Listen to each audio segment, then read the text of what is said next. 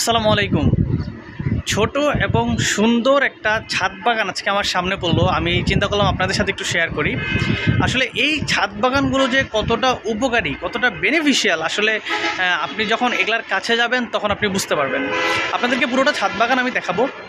পাশাপাশি একটা ছাদ বাগান যদি এমন আপনার থাকে, অথবা ছোট একটা উঠানে যদি আপনি এরকম চাষাবাদ করতে পারেন, তাহলে এটা যে আপনার কী পরিমাণ লাভ হবে আপনি এটা দেখলে বুঝতে পারবেন। অ্যাজ এ ফার্মার আমারও নিজের বাগান আছে, তারপরও আপনাদের দেখানোর জন্য আমি একটা ছাদ বাগান দেখাচ্ছি, যদিও আমি বড় লেভেলে ফার্মিং করি। চলেন এটা একটু ভালো করে দেখি এবং এটা এক্সপ্লেন করি যে এর মধ্যে কী কী আছে আর আপনি কী কী করতে পারেন। প্রথমেই দেখুন একটা ছোট ড্রাগন বাগান, খুব বেশি বড় না, বেশ কয়েকটা গাছ আছে আর কি। আমি যদি গাছগুলো গুনি শেষ থেকে 1 2 3 4 5 6 7, 7টাই তো। আচ্ছা, আমার গুনায় কম বেশি ভুল হতে পারে, কিন্তু একেবারে ঝাঁকড়ানো, খুব সুন্দর। দেখুন এখানে ড্রাগন ঝুলে আছে, যদিও এখনও কাঁচা, ড্রাগনের সিজন এখন না, বাট আছে এদিকে। ওই দিকে আরও 2-1টা ড্রাগন আছে।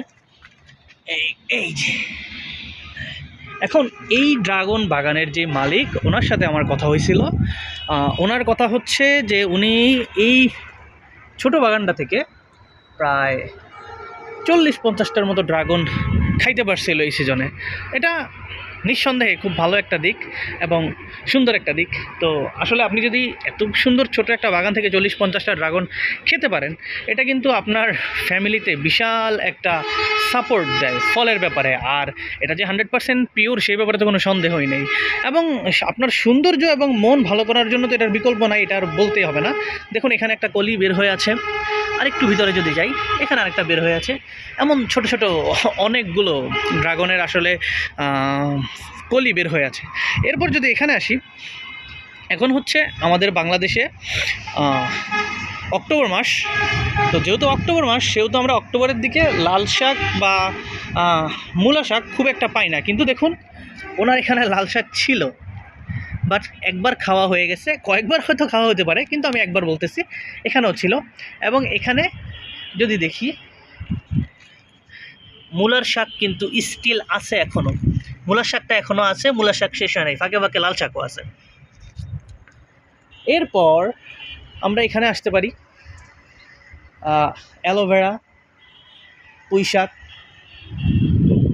তারপর ধুন্দল, এবং আরেকটু যদি এই পাশে আসি আমরা,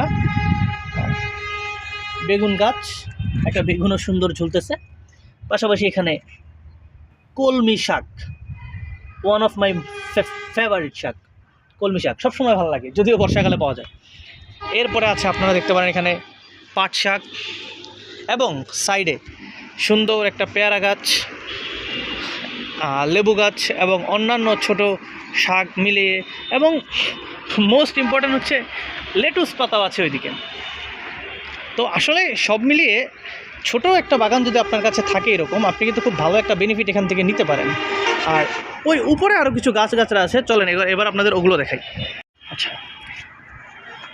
ওখানে নিচে আমরা দেখছিলাম শাকসবজির এবং ফলমূল, মানে ফলমূল বলতে শুধুই ছিল ড্রাগন, শাকসবজি মূলত ছিল। এখানে কিন্তু ফল গাছ, এই যে পেয়ারা গাছ, এখন পেয়ারার সিজন প্রায় শেষ, তারপরও গাছের মধ্যে একটা পেয়ারা আমি খুঁজে পাইছি। আমি জানি না এখান থেকে কী পরিমাণ পেয়ারা হারভেস্ট করা হয়েছে, বাট ছোট একটা গাছ, খুব সুন্দর পেয়ারা, বেশ কয়েকটা পেয়ারা এখনও ঝুলতেছে, 4-5টা আমার নজরেই পড়ছে।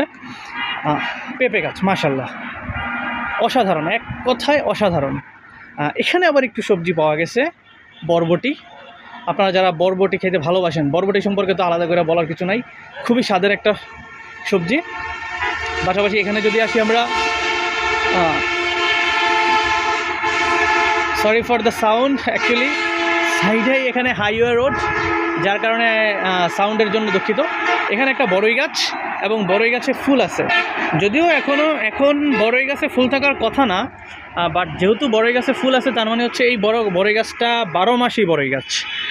এবং এখানে আছে, এটা কি গাছ এটা সম্পর্কে আমার ধারণা নাই, আই এম সরি, বাট এখানে একটা জাম্বুরা গাছ আছে, পাতাগুলোতে একটু সমস্যা। এবং এখানে আছে আমড়া গাছ, ছোট ছোট আমরাও আছে, এবং এখানেও লেবু গাছ, জামরা গাছ, মিলিয়েটি আছে, এখানে আছে ঢ্যাঁড়স গাছ। অর্থাৎ ওনারা খুব সুন্দর করে সাজাইছেন, যেভাবে সাজাইলে আসলে ওনাদের ভালো হয়। এবং এখান থেকে অবশ্যই খুব মোটামুটি ভালোই ফসল সংগ্রহ করা হয়েছে। আপনারা যদি এই ঢেঁড়স গাছটাকে দেখেন, আমরা যতটুকু জানি ঢেঁড়স গাছের প্রতিটা পাতার নিচে নিচে একটা করে ঢেঁড়স হইতো। তাহলে 1 2 3 4 5 6 7 8 9 10, অর্থাৎ ময়রা ভাইচা অনেকগুলো ওনারা হয়তো বা নিতে পেরেছিলেন। এখানে যদি আমরা আরেকটু দেখি, ভ্যারাইটি আছে। এবং এখানে ডালিম, আনার, ওয়াও মাশাআল্লাহ গাছের মধ্যে এই যে ঝুলতেছে। এই একটা গাছ আছে এখানে খুব সুন্দর ছোট ছোট, অথবা আমাদের দেশি ফুল। আই লাভ ইউ, একটা কিস করে দাও। আচ্ছা, এই যে এখানে আছে। এবং মোস্ট ইম্পর্টেন্টলি কলা গাছ, ছাদের উপরও কলা গাছ আছে। অস্থির আসলে, খুবই সুন্দর একটা ছাদ বাগান। সাথে আকাশে মেঘ থাকাতে ভিউটা আমার জন্য এখন আরও সুন্দর হয়ে গেছে। তো ছোট একটা ছাদ বাগান আপনাদের দেখালাম। বৃষ্টি শুরু হয়ে যাচ্ছে, এই জন্য আমাকে নেমে যেতে হবে, না তো আরেকটু দেখাতাম। তবে আশেপাশের সাউন্ডের কথা যদি বাদ দেন, ছাদ বাগান অবশ্যই খুব সুন্দর। এবং আমি রিকমেন্ড করব, আপনার যদি ছাদ নাও থাকে, আপনার বাসার সামনে যদি বা আশেপাশে যদি একটু জায়গাও থাকে, আপনি এরকম ছোটোখাটো একটা বাগান করতে পারেন, একটা ছোটোখাটো জমিতে চাষ করতে পারেন। খুব বেশি পরিশ্রম হয় না, বাট আপনার বেনিফিট হয় অনেক। আর বর্তমানে আমাদের কেমিক্যালের যে একটা অবস্থা, সেখানে যদি আপনি ফ্রেশ কিছু শাকসবজি এবং ফলমূল পান, সেটা অর্থনৈতিকভাবে যেভাবে আপনাকে যতটুকু সাপোর্ট দেয়, তার চেয়ে বেশি সাপোর্ট দেবে আপনাকে শারীরিকভাবে, অর্থাৎ আপনার স্বাস্থ্য ভালো থাকবে। তো আজকের ভিডিও এই পর্যন্তই। আপনার ভালো লাগলে আপনি লাইক করতে পারেন, আর আমাকে দেখতে চাইলে আপনি ভিডিও আমার পেজ ফলো করে চ্যানেলটা সাবস্ক্রাইব করতে পারেন, অথবা ফেসবুক থেকে দেখলে ফলো করতে পারেন। ধন্যবাদ।